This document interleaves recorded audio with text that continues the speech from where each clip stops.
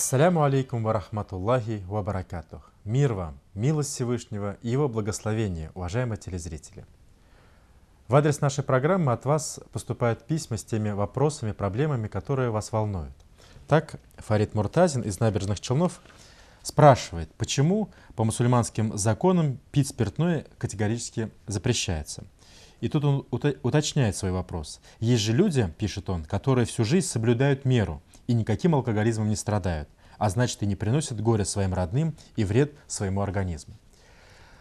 Действительно, с таким вопросом очень часто люди обращаются к мусульманским богословам и религиозным деятелям. О вреде вина, алкоголизма, когда человек употребляет много, для всех более-менее понятно.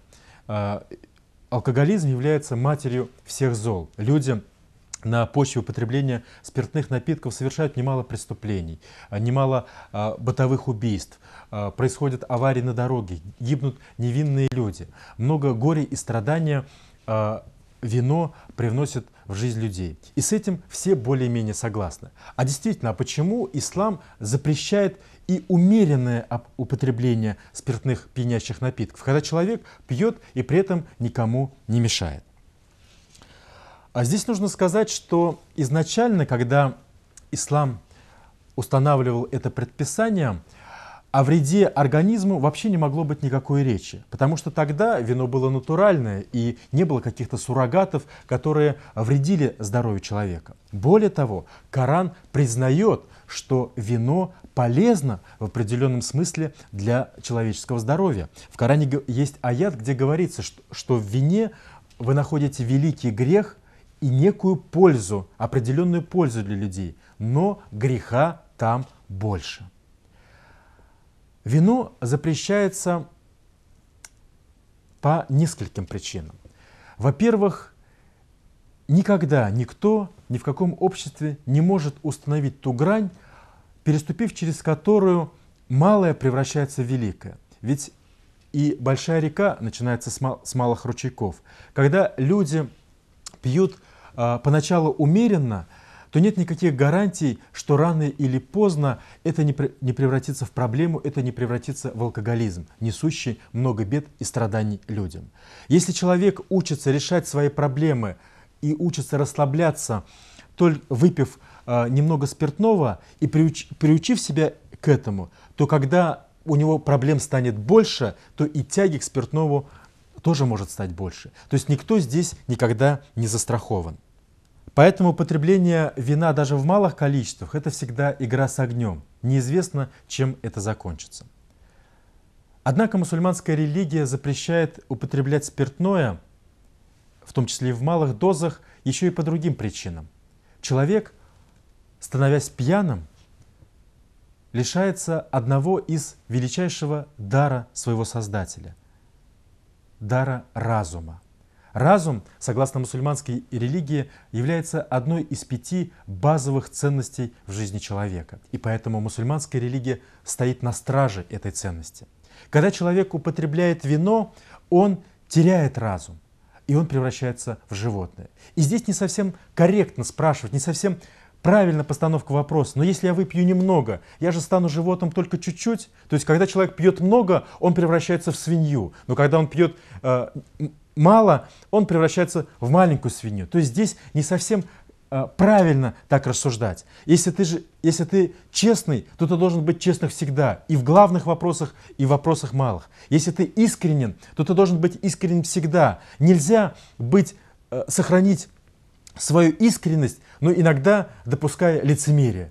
Иногда мы говорим правду, иногда допускаем ложь. Человек всегда должен сохранять цельность своей натуры. И поэтому, когда человек идет на компромисс с собой и говорит, что я немножко употреблю вина, в этом нет ничего страшного, то он тем самым признает, что он может лишить себя величайшего дара разума. Но здесь важно понимать и еще одну очень важную мысль. Употребление вина в малых дозах – это лишь вершина айсберга, которая скрывает особую философию, особое отношение к жизни, именуемое гедонизмом, то есть неустанный поиск удовольствий, наслаждений. Когда люди руководствуются принципами гедонизма, когда главным смыслом человеческого существования становится удовольствие, то неизбежным следствием этого будет всегда общество с многочисленными социальными пороками. Ведь наркомания, проституция и другие пороки нашего общества не берутся ниоткуда. Они порождаются и питаются той атмосферой, которая царит в обществе. В данном случае атмосферой гедонизма. Потому что удовольствие, оно не знает пределов. И человек, начиная от малого, постепенно переходит к большему и усиливает то стремление удовольствия, которое им движет. Поэтому, начав употреблять вино в малых количествах, в конечном итоге мы порождаем общество, где могут существовать и могут быть наркоманы. Потому что и у умеренного алкоголизма, и у наркомании одна основа – идея гедонизма, идея удовольствия как смысла жизни. И в этом смысле даже умеренное употребление вина, оно должно нас настораживать. Человек должен понимать, что это лишь вершина айсберга. Если человек не может расслабиться по-другому, если человек не может радоваться жизни без вот этих искусственных суррогатов, то ему нужно заняться собой, ему нужно понять, в чем причина его такой зажатости, а не искусственными способами приводить себя к расслаблению и увеселению. Человек – это наместник Бога на земле.